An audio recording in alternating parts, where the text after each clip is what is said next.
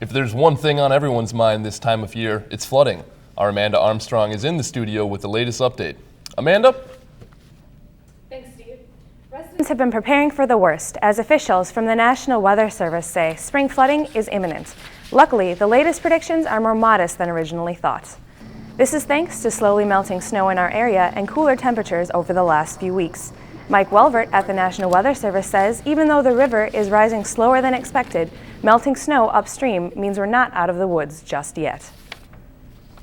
So we'll have another round of flooding, and mainly along the Mississippi River, probably in the early to mid part of April. Welvert says the initial crest could hit as early as April 7th, but again, won't be as high as original predictions from February. This graph, adapted from the National Weather Service's website, shows the projected river levels for this week in Winona. The flood stage is 13 feet, as you can see, and maybe we'll make it there by April 1st or 2nd.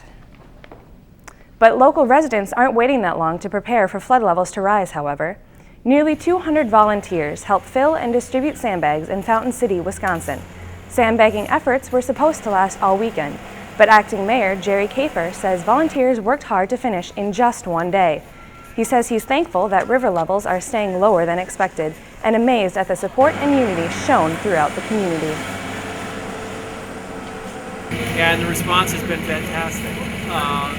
St. Mary's University, Winona State, they're busing up students to help. They're the backbone of the effort. So I can't say enough.